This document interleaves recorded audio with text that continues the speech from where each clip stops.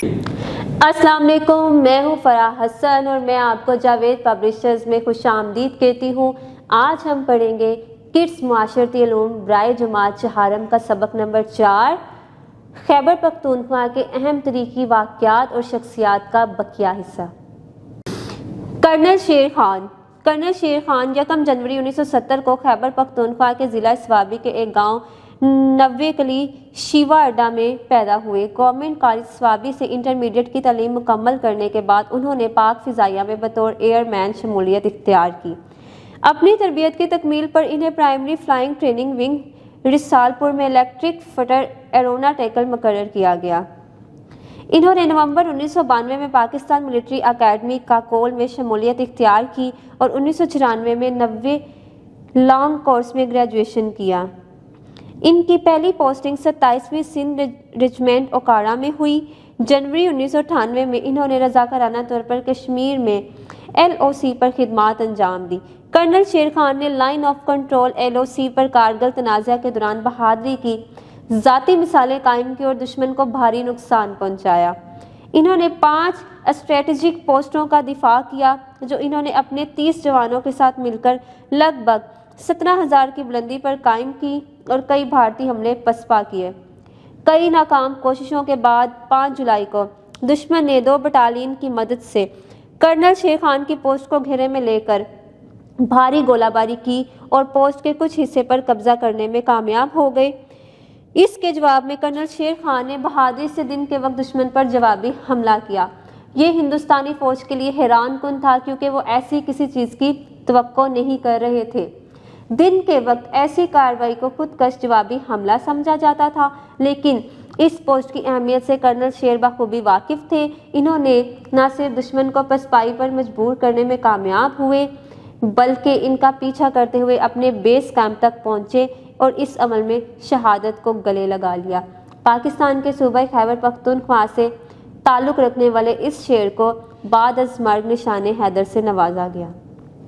اعتزاز احسن شہید خیبر پختونخوا کے شہر ہنگو سے تعلق رکھنے والا اعتزاز احسن 6 جنوری کی صبح 8 بجے اپنے دوستوں کے ہمراہ اسکول جا رہا تھا کہ راستے میں اسے ایک اجنبی شخص ناپاک عزائم کے ساتھ اسکول کی جانب بڑھتا نظر آیا، جہاں اس وقت 2000 کے لگ بھگ طالب علم اسمبلی کے لیے جمع تھے۔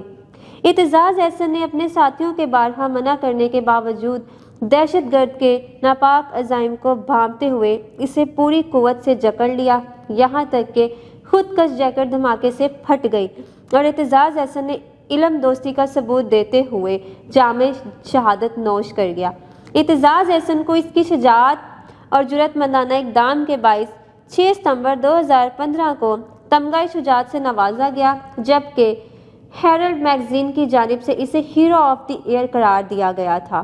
اعتزاز احسن کو سال 2014 کے لیے ہیرالڈ کی بہترین شخصیت منتخب کیا گیا ہے۔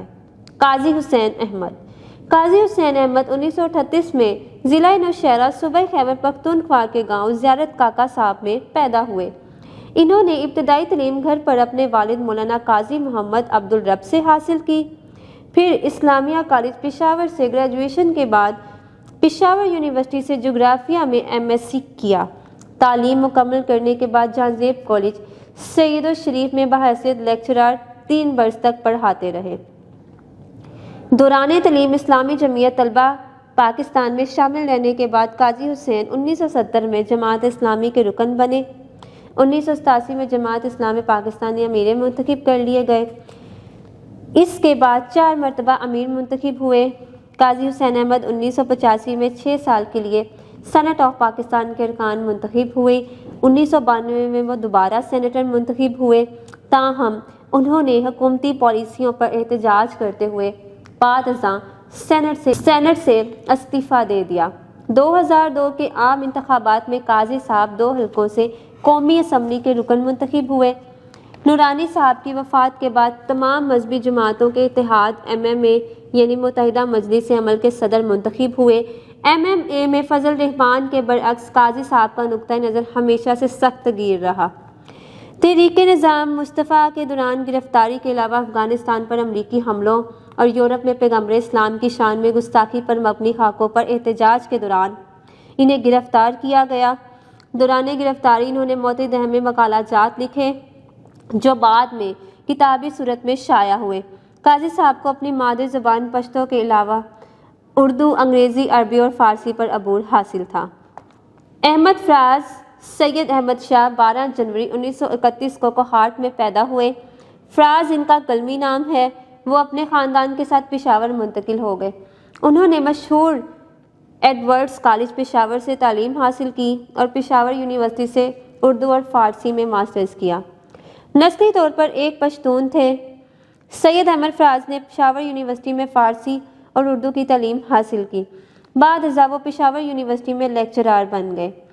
اس کے بعد وہ مرکزی حکومت کے نیشنل سینیٹر نیٹ ورک میں شامل ہو گئے۔ بہت سے دانشوروں کی طرح دوسرے صوبوں خصوصاً مشرقی پاکستان کے درمیان فنون و ثقافت کے ذریعے قومی ہم آہنگی کو فروغ دینے کے لیے نظمیں لکھیں۔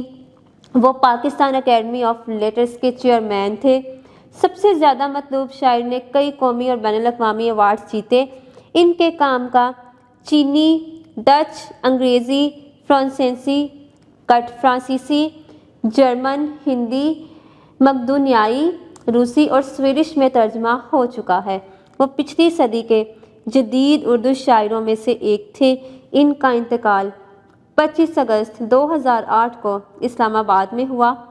حکومت کی طرف سے انہیں ہلال امتیاز، ستارہ امتیاز اور ان کی وفات کے بعد ہلال پاکستان کے اعزازات سے نوازا گیا۔ مولانا عبد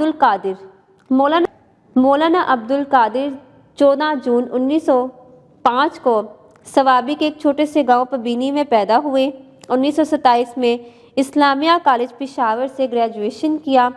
وہ 1928 میں علی گڑھ یونیورسٹی گئے اور انگریزی عربی میں ماسٹرز کیا۔ وہ یونیورسٹی میں طلبہ یونین کے صدر رہے اور یونیورسٹی کے ادبی میگزین کی ایڈیٹنگ بھی کرتے تھے۔ 1942 میں انہوں نے وزارت خارجہ کے ذریعہ دہلی سے شائع ہونے والے پشتو رسالہ نن پرون آج کل کی ترمیم شروع کی۔ انہوں نے 1955 میں پشتو اکیڈمی اور 1961 میں شعبہ پشتو پشاور یونیورسٹی کی بنیاد رکھی۔ انہوں نے Rampur Hindustan British India office library اور دیگر وسائل سے ہزاروں قیمتی کتابیں اور پختونوں کی اصل تاریخ اور روایات پر نادر نسخے جمع کیے۔